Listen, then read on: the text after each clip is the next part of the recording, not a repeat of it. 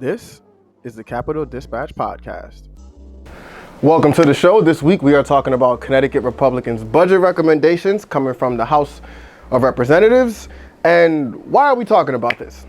Well, according to recent reports from the Capitol Dispatch newsroom, House Republicans in Connecticut announced that they've got recommendations for the budget, and it was like a week after the Appropriations, Finance and Revenue and Bonding committees already approved the legislative budget proposal. Which is wild, because why are you making recommendations a week later? Like, I get the whole political theater of having a press conference after both committees vote something out, basically saying, okay, here's what's wrong with all of your ideas. But like a day after, right? Not a week. Like, why did it take so long? Literally, all Republicans can really do in Connecticut strategically is just blame everything on Democrats. I'm just letting you in on a little secret. So you think they'd be organized enough to not need an entire week? But whatever, man, I'm gonna stay on topic. They got recommendations, and like I said a few weeks ago in a previous episode, a budget is a reflection of your priorities, is a saying, one of the many sayings that I really like. So let's talk about Republican priorities. So cops, you're up. Here's what Republicans think about you. The House GOP budget recommendations that they called a reality check will cancel planned raises for Connecticut State Police. And you know, Republicans love backing the blue so much, they even floated the idea of canceling the arbitration process used to resolve labor disputes between the state and its employees. And you might be wondering why, right? Like, state police are a needed investment. And although policing in America has tons of serious legacy issues, this doesn't address those, and it just screws over state police. So why do it? Why? Because that's why. Okay, so congressional Republicans want to take away Medicaid, and so does Donald Trump and Elon Musk and the dude that breaks trophies. Those cuts will lead to basic medical treatment being pushed to hospitals, which will overwhelm the system and lead to fewer people receiving preventative basic care. So, what do Republicans here in Connecticut want to do? Well, if you're not going to speak out against it when Trump and everybody else in DC is talking about getting rid of Medicaid, which they haven't, I guess we know where they stand. Moving on. I believe the children are the future, but Connecticut Republicans probably don't, unless they come from families that got some bread. Why else would they propose eliminating the baby bonds program? Now, baby bonds, which Democrats led passage of, is a program to invest an estimated $600 million across 12 years in economic futures of children in poverty. The program would deposit $3,200 in trust for each baby covered by Husky, the state's Medicaid program, and over time, position those folks still living in the state to use that money between the ages of 18 and 30 to buy a home, pay for college, invest in a business, so on and so forth. Which, to me, is great for the state, right? Well, Republicans want to pilfer $381 million from that program, so I guess they disagree. We know one of the better ways to give yourself a chance in this economy is to go to college, and Republicans in Connecticut want to make that as costly as possible. Their budget recommendations cut hundreds of millions for higher education, which will lead to higher tuition, it'll stagnate job training programs, eliminate course offerings, and increase class sizes. Don't ask why. Okay, you can ask why. Why? Because that's why. All right, so let's summarize. Republicans in Connecticut want to do the same things that Republicans in DC are doing and that they want to do. Everything Trump, Musk, and their minions are doing to undermine the way that government works, cut crucial programs that families rely on, and do so by claiming to help you save money by cutting waste, which is completely unnecessary because the state has auditors who already check up on how taxpayer dollars are being used and spent. And they release an in-depth annual report with their findings and recommendations to the state legislature.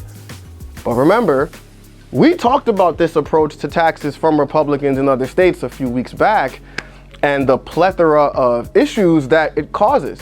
This approach to taxation is regressive and it ignores the actual intent of taxes. Again, it's not intended to take from you. It's an investment in something that people agree they need.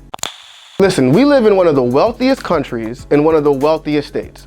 We can both invest money in the things that we need and not spend too much money. Thinking that the only way to have a balanced budget is to cut working class programs, which essentially to me, right, is just chopping from the bottom, is selfish, point blank. It's also disingenuous to play on people's real struggles. Listen, if you're in the middle class and you're mad because you heard on the news that your tax dollars are paying for somebody to have health insurance and all that, listen, I'm not judging you. I get it. Struggle is struggle, and struggle's not comparative. It's not worth it to compare who has it worse. But ask yourself, how much money do you think Republicans are actually going to save you by making these cuts? And when did they ever say to you they were going to pass the savings on to you? And how are they going to pass them on to you? Because the savings aren't going to be there. And if there is any money to be saved, they're not giving it to you. Matter of fact, let's talk about state employees, right?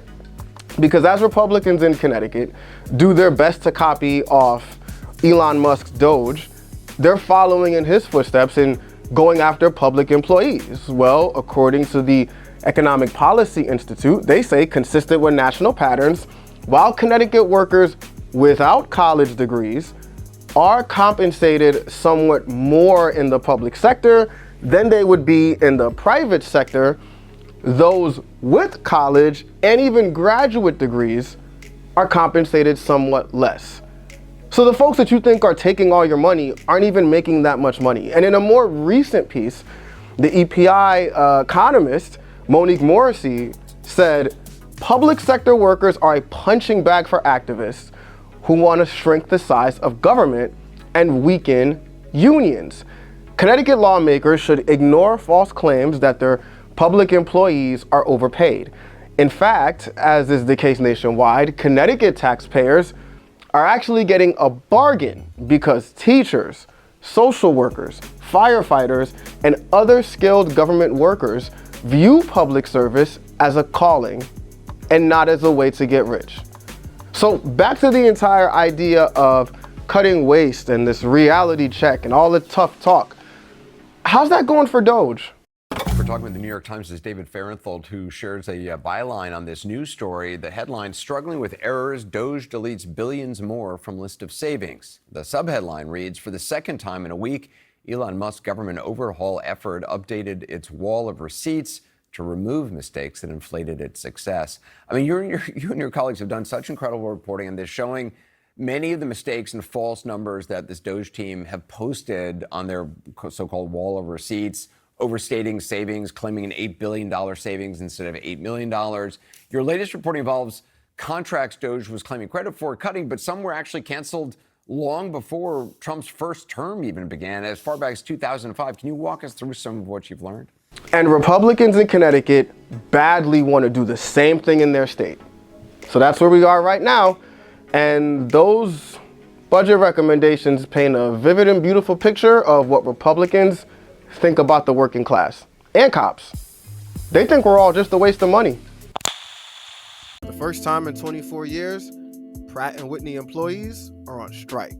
It's got a lot to do with corporate greed. They say they want job security and better wages. We're almost out of our legacy work. The company could send jobs down to North Carolina and we'd lose all our work in Connecticut. Reportedly 3,000 employees from the jet engine maker are on strike. According to the Associated Press, members of the International Association of Machinists and Aerospace Workers have been picketing at manufacturing locations in East Hartford and Middletown. They don't care to bargain in good faith for, with the hourly folks. The company, a subsidiary of Arlington, Virginia-based RTX Corporation, tells the Associated Press its latest wage and retirement proposals were competitive. According to CT Insider, Pratt and Whitney's profits rose 41% earlier this year, despite Donald Trump's tariffs. And thus far, Connecticut Republicans have remained silent on the strike.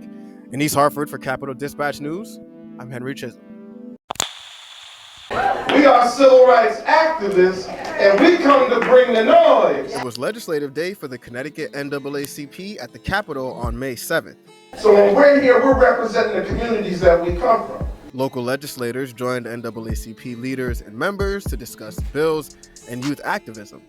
When black kids do well, when kids of color do well, all kids do well. State Representative Corey Paris, a Democrat. So I say to you today, don't let anyone put a limit on what you can do. Scott X. Esdale is the president of the Connecticut NAACP. He said now is the time for resolve. Advocating and demanding a change going on in America. And it's extremely important now, during the times that we're facing, that we have young people engaged, active, becoming members of the NAACP youth councils and college chapters across the country. At the Capitol, for Capital Dispatch News, I'm Henry Chisholm. We now know the damage that will be caused by Trump, Musk, and Republicans' cuts to Medicaid. Which is that it has confirmed our worst fears. State Senator Matt Lesser, a Connecticut Democrat, on the cuts to his state. By taking an axe to the Medicaid program and the SNAP program, that 1/3 of the children in Connecticut, 2/3 of people with disabilities, and 2/3 of seniors in long-term care settings rely on for their health care. All of our health care is built off of Medicaid. Connecticut Citizens Action Group Executive Director Tom Swan says these cuts are cruel. You're going to yank health care from kids, from senior citizens, in order to fund a tax cut for Elon Musk? Senator Lesser says it's even worse. For people who are on the Medicaid program, it makes healthcare more expensive because it forces states to add co-pays and deductibles to our working poor. The senator says it would be devastating for Congress to approve this budget with these massive slashes to Medicaid. From the Capitol in Hartford, for Capital Dispatch News, I'm Henry Chisholm. That's our show for this week. Thanks for listening if you listened and watching if you watched. See you next week.